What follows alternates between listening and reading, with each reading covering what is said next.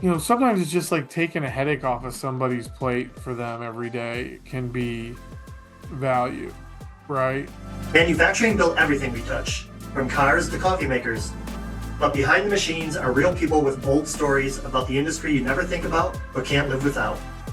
This is Manufacturing Runs the World. Well, why don't you tell me, why is 3BG a company? How did you start it? We started it because we wanted to leverage technologies to build like an interchange for all the products. So we had a aerospace customer that had a military contract, and they had a high-temp seal that they needed for the machine that they used to siphon the gasoline or the jet fuel when they would land. They were having trouble coming up with the seal, and I stopped over there and I didn't have any of my catalogs with me or anything. I was like, "Do you guys have any catalogs for the parts?" They're like, "Yeah, we have a room full of," we call it the library. And I was like, "Okay." So we go in this like broom closet essentially with all these books. And it's like, man, I wish I could just be like, "Hey, I need something that's 55 millimeter by 85 millimeter by 6 millimeter with a mechanical seal, but Viton, right? So I can handle this high temp." It was like the filtering process at the time.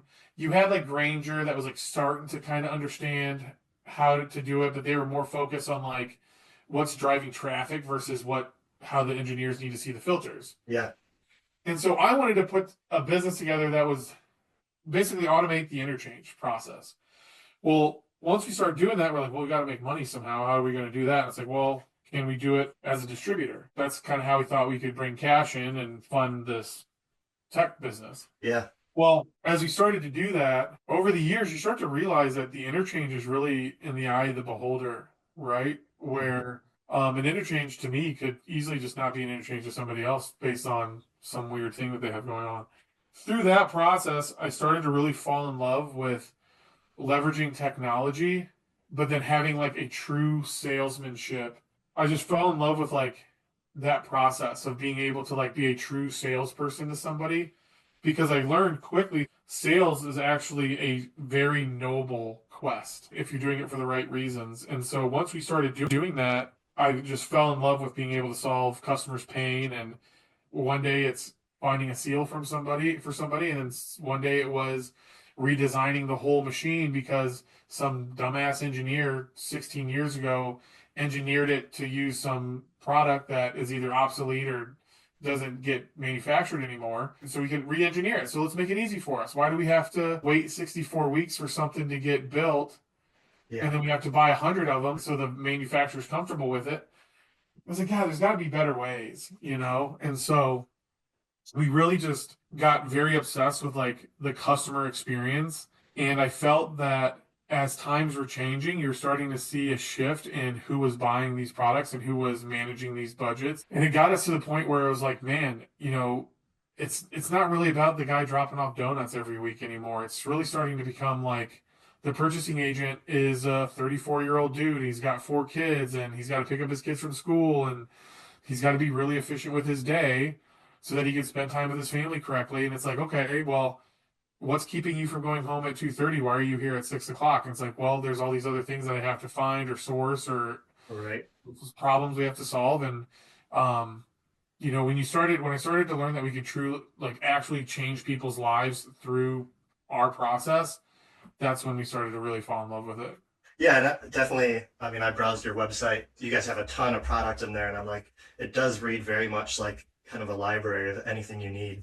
Yeah, and the website is, it's a we're going to continuously build on top of that. That's a big goal for us this year is to make that like an extension of our knowledge that we have in the office. Yeah. But nothing beats being able to get on the phone with the customer and just like truly to figure out, okay, well, what are your goals this year, right? And it's like, well, I want to buy a boat. I want to get, I have 2 sons and I want to take them fishing and I want to buy a boat to do it. And it's like, well, what do you need to do to buy a boat? It's like, well, I need to hit these bonuses. It's like, well, how do you get the bonuses?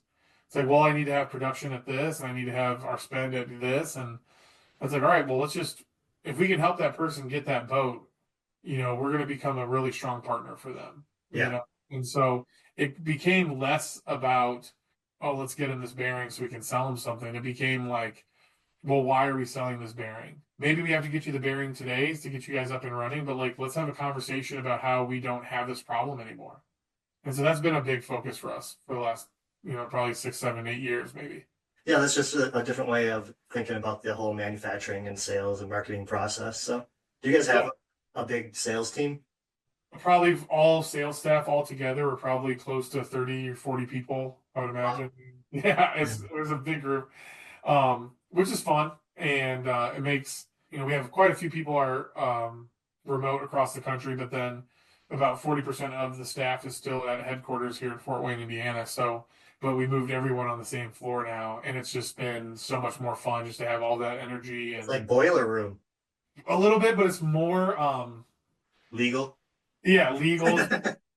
I want people that are like romantically obsessed with like solving the person's pain first. Mhm. And if you learn that if you provide value for others, then money does kind of become the byproduct of that value you're providing. So I want people to be pushed by money, of course, from a sales position, but I also want them to be obsessed with that pain solving point. Yeah. Yeah, and I mean, you've kind of touched on this just in your whole mantra of how you run your company and kind of changing everyone's lives, right? Not only Yeah, just dude, people. that's the best part. Like if you can sometimes it's just like taking a headache off of somebody's plate for them every day can be value, right? Mhm. But, it's like, who cares if we can get your production to 94% so that the shareholders are happy?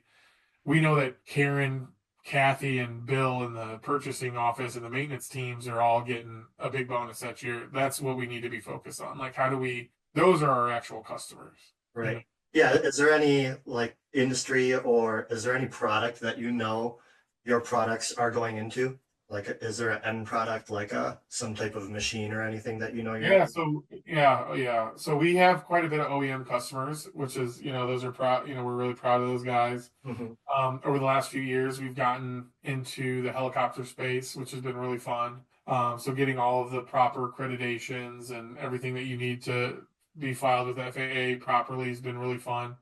Go through that process, but also like, that was a big pain point for some of these helicopter manufacturers is where some of the bigger, well-known bearing manufacturers, you still kind of got to fit into their mold a little bit. Right. And that disturbs delivery times and shipments. And some of these helicopters are either, some private helicopter for some wealthy guy in South Florida somewhere and wants to zip around in that.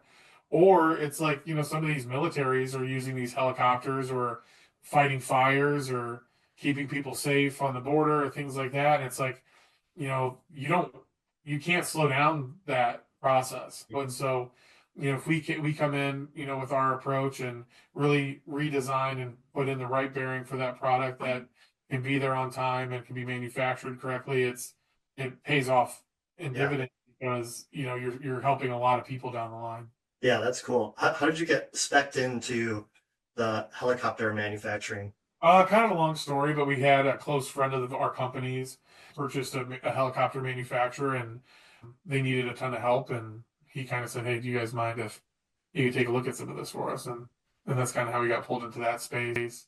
But besides that, most of our business is in industrial, metal recycling, fabrication, Mhm. aggregates, food manufacturing. I mean, that's where most of our bread and butter is. Yeah. But that has been something that's more new for our team lately. Yeah, I think one of the cooler things that I've gotten to do through this podcast is kind of make some connections. And uh, I looked on your website. I noticed you don't have any like big industrial disc couplings. And one of my clients actually manufactures them, but they're like gas compression. They do like giant transmissions, Yeah, you know, a huge disc coupling. yeah, Um, heck yeah. but he talks the same way you do, where they're just trying to solve problems.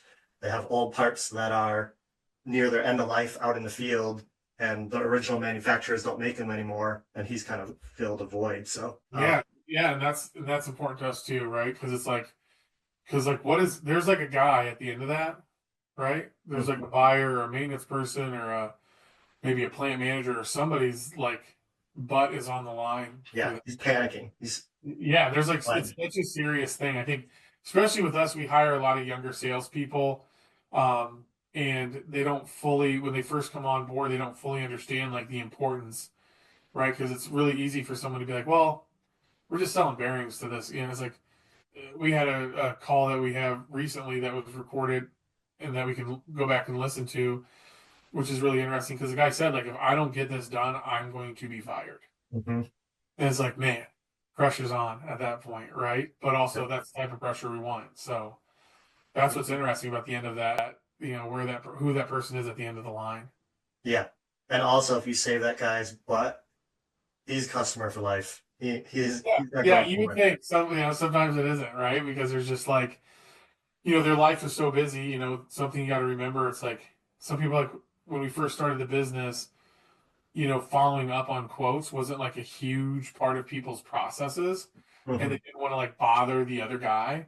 And one thing that I learned is like, yeah, you don't want to be annoying, of course, but a lot of times if you're following up on something and if we truly understand the scope and the reason of why you're looking for that product in the first place, or now we do a lot of services too, regardless if it's a service or a product, you should be following up with them because they have a lot of stuff on their plate. It's very possible that they just forgot about it and you're reminding them that they have to get something done as Yep. well.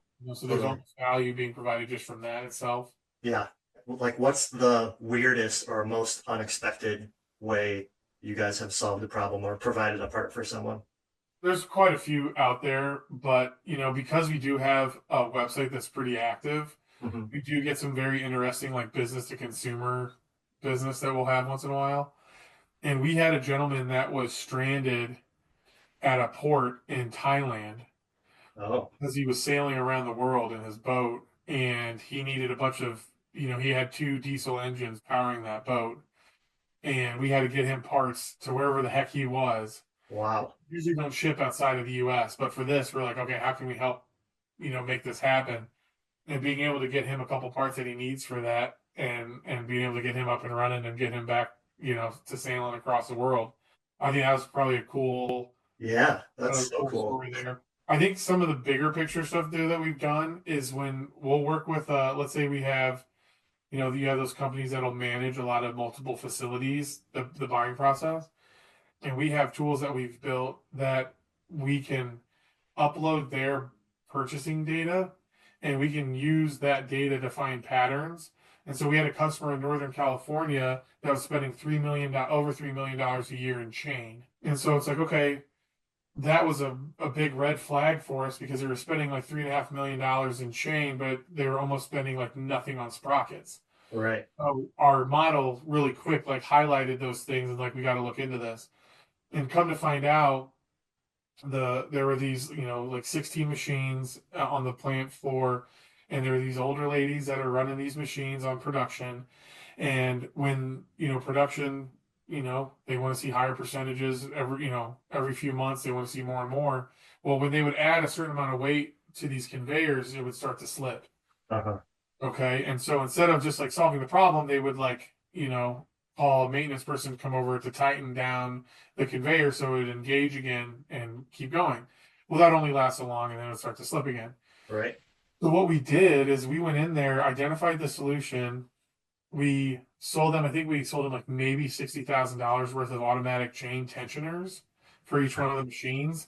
And then we also helped them build out the lockout, tag out process and put machine guards over the take ups so that people couldn't just go in and ratchet the tension Or on it. crank 'em. And so they went from $3.5 million worth of chain spend to less than $1 million worth of chain spend. And that's $2.5 million of soft cost savings that you can add to the bottom line, which is incredible for our customer. Yeah. Did they Right. give you any action? Did you get like a? Oh yeah, we should have put that deal together that way. Yeah, I wish. No, we just sold them the products that we designed. Yeah, that's awesome. So you're pretty much out of the day to day at this point, huh? I do help. Yeah, a lot of it is, but I do help still run the sales and marketing teams. Yeah. So The fun stuff. yeah, but I have such great leadership there that I try to my best to stay out of their way. You seem like a culture guy though. You like come in and make them understand like, hey, it's not all about the company.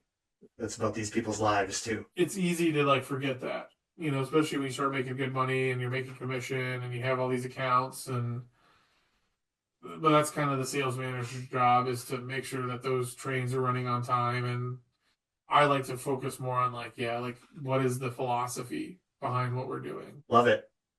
Well, Cool, man. Shane, thanks for your time. Well, if you ever find yourself up in Milwaukee, look me up. We'll go grab Will a do. beer or something. That'd be great. I love it. Awesome. All right, brother. Appreciate you. Yeah, appreciate you too. Have a good one, Shane.